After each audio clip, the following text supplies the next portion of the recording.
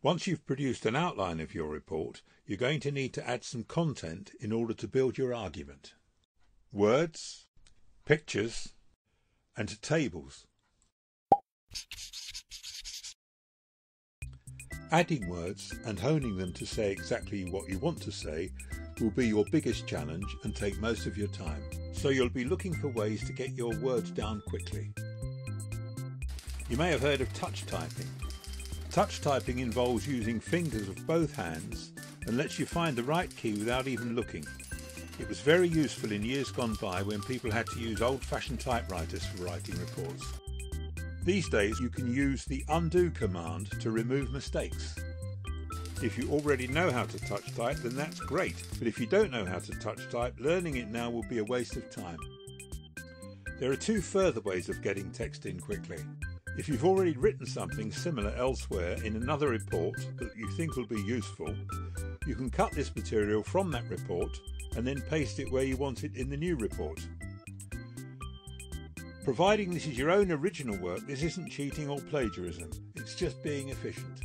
If the other report is published elsewhere, then you'd be wise to provide a reference to that report. You may even present this material in the new report as a quote from the other report. But if you're going to copy and paste from another report, you're advised to clear the formatting from the text you're copying. In this video, we talk about a brilliant function for formatting your report called styles. If you simply copy a block of text from one report to another, you'll also import the styles to your new report, and this may format the text in a different way to how you want it. So by clearing formatting, you make sure the text that you've copied can be given the same style as the styles that you're using in your new document. The easiest and fastest way of adding content is by dictation. More specifically, try using Drag and Dictate. This is a great value piece of software that allows you to speak and see your speech turned into text. If you have to write reports in your job or for your studies, then it's well worth the cost because of the time it saves, the stress it removes, and the quality and quantity of the material that you can now produce. With the speed and power of modern computers, speech recognition is now becoming really effective. Once you've installed Drag and Dictate on your computer, follow the instructions to ensure that you train your software to recognise your voice. Then you place the cursor where you want the text to be inserted into your Word document, and you just talk. Keep an eye on the screen to make sure that what is being typed is what you're saying. Even though it's pretty accurate, you have to remember that it's interpreting the sound you're making when you speak, and then it tries to match the sounds to its dictionary. Sometimes it struggles and the words need correcting. You can't rely on using a spell checker later on to pick these things up because the words are actually correctly spelt and the spell checker just won't pick them up. There are commands within Drag and Dictate that allow you to make corrections using speech input commands. But sometimes it's just easiest to sit with your microphone on the desk looking at the screen and then use the keyboard to make the corrections. Installing and adapting Drag and Dictate to your needs takes very little time and you're soon using it productively.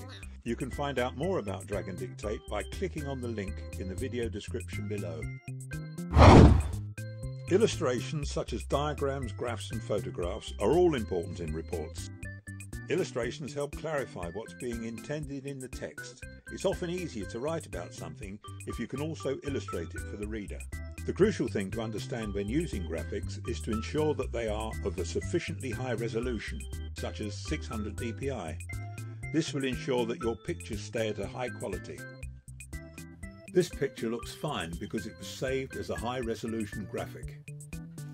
But this picture, prepared at the same size as the previous picture, but with low resolution, looks awful.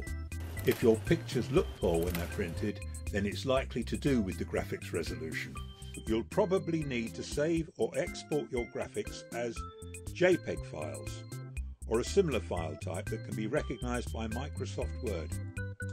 The downside of quality graphics is that high-resolution files tend to be much larger, and therefore your report document can get very big and difficult to manage, and be slow to print and save, and also to email as an attachment. You can insert your illustration into your document as follows.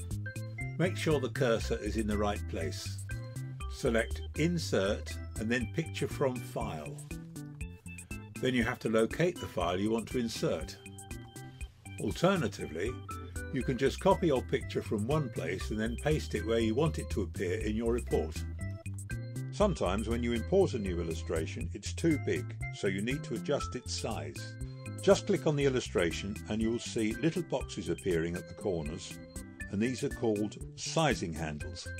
Hold down the Shift key, move the cursor to drag the sizing handle in order to change the size of the picture.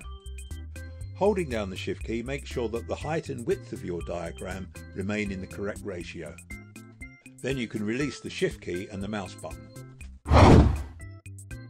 There is a table facility in Microsoft Word, but this can sometimes be clumsy and mess up your formatting. A far better way of producing tables for reports is to prepare them in Excel. Spreadsheets have far more effective facilities for formatting tables than relying on Word. Once you've finished designing a table in Excel, you can highlight the area and select Copy as Picture from the Edit menu. On the Apple Mac, you'll have to hold down the Shift key and you'll see Copy as a Picture available to select. When you've copied your table as a picture, just find the place you want to insert it in your report and paste it there. This procedure can also be used for copying graphs from Excel. Sometimes you find a picture or a table is just too wide, and squeezing it into the margins you have in your document makes the illustration too small and the writing too difficult to read. Most reports are designed to be taller than they are wide. This is called portrait. If a page is wider than it is high, it's called landscape. But you can still introduce pages that are set out as landscape into a document that's mainly in portrait layout, and you do this by using sections. Find the place where you want the landscape section to start and go to Insert Break. Then select Section Break, Next Page. Then enter a couple of blank lines and go to Insert Break and select another section break, Next Page. Place the cursor on one of the blank lines in the section that you've just created and then go to File, Page Setup and click on the landscape symbol. Then you insert your wide illustration here and adjust the size as before to make best use of the space. And that about covers everything that you need to flesh out the content of your report. Check out these related videos for more information about each of these topics.